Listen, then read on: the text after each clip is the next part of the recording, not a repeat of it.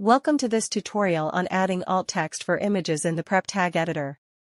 Properly tagging images with alt text is essential for accessibility, ensuring assistive technologies can describe visual content accurately. To tag an image, first, select the image. Next, press I to tag the image. Alternatively, use the Tag Type drop-down menu to set the image tag.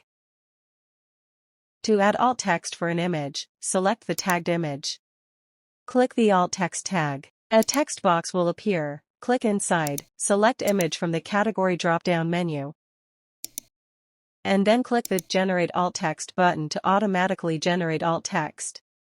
A pre-filled prompt will be provided, which you can modify based on the level of detail needed in the description. Additionally, you can manually edit or enter the alt text if further adjustments are required. Finally, save the changes. That's it. You've successfully tagged an image and added alt text in the Prep Tag Editor. Thank you.